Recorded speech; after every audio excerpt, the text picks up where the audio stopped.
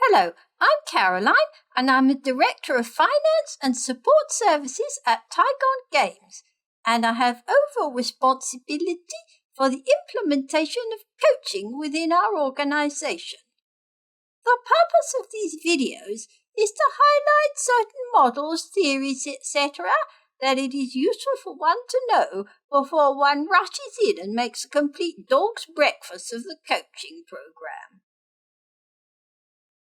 This video is about how to evaluate the benefits of coaching, particularly within an organisation. Embedding coaching in a company can involve a great deal of investment in terms of time as well as money, so it is important that all stakeholders are able to see the benefits that coaching will bring if implemented correctly. Before starting to implement coaching, one must first consider what benefits does one want to see on completion of the program? How will they be measured, and how easy are they to measure? And what is our starting position? A couple of financial measures that one can use include the benefit-cost ratio and the more commonly used return on investment.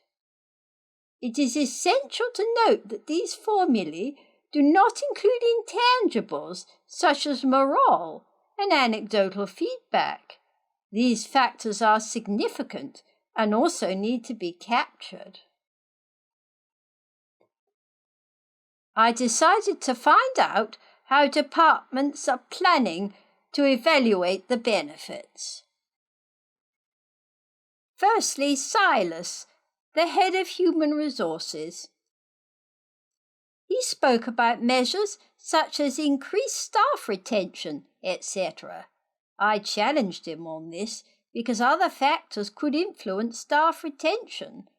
For example, the local labour market. One must only take credit for what can be directly attributable to coaching. I then sought out Ollie, the data centre manager, who is normally very hot on facts and figures. Imagine my surprise when he did not have a robust baseline in place. Neither had he recorded any intangibles, although he said morale was higher. Julia, the head of design, said she hoped the coaching would make people smile more. How on earth is she going to measure that? Mind you, getting a smile out of Ingrid from legal would be a great achievement. One of the best ways to evaluate the benefits is to ask the coachee themselves. Julia estimated that her improved delegation skills had saved her 5% of her time. This figure can be converted into money. Bear in mind this is an estimate and, strictly speaking, should be subject to a confidence interval. However, also be aware that some might be reticent about admitting they have saved time in case they think their job is at risk, or that they might become overloaded with new work.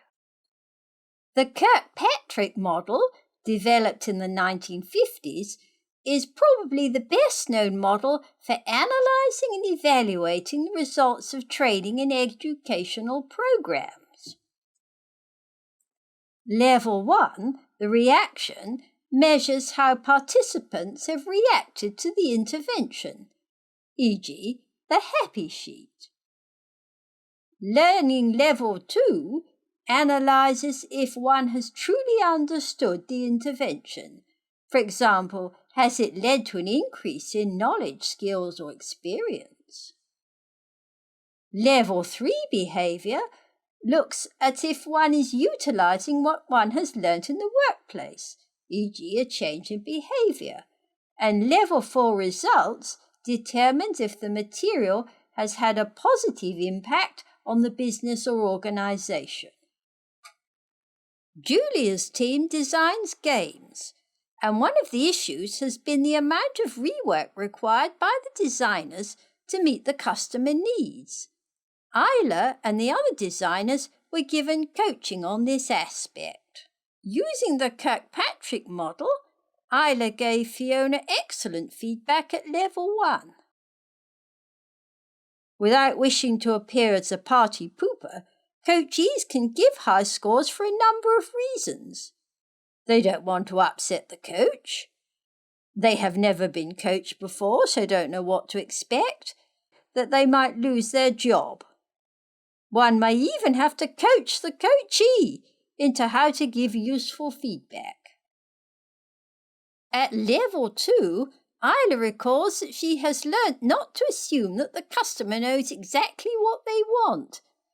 And as a result, at level 3, Isla is now spending more time with the customer at the start, getting a deeper understanding of their needs before working them up, thus reducing the amount of expensive rework. The benefits to the company are apparent at level 4. I was delighted to present Julia with the Top Team Award and treat her to a celebratory lunch at Luciano's. She was able to demonstrate a faster turnaround of designs, plus increased customer satisfaction ratings, and this can be traced back to the coaching program. It was all very convivial, perhaps a bit too convivial in retrospect, particularly when I momentarily lost my spectacles. Some areas to consider when setting a baseline. These are mostly intangibles when compared to monetary measures, but are nevertheless important. They are often used by organizations to compare before coaching, BC, and after. Customer surveys can also be used for internal as well as external customers. Staff surveys are also a good measure. Both of these are relatively straightforward to administer. By means of a summary, I would like to draw your attention to an informative article on measuring return on investment in executive coaching by Phillips and Phillips. They have suggested these entirely sensible tips for evaluating coaching. I cannot stress the importance of the organization, coach, coachee, stakeholders, etc. being engaged in the evaluation process. Do keep the process as simple as possible, otherwise one will get turned off very quickly. Communicate to an appropriate target audience and also use the data to improve the process. There is a copy of this article in the shared Google Drive for our courses. And finally, thank you for watching this video. If you have any questions, comments, improvements, etc., then do get in touch. We are very happy to help.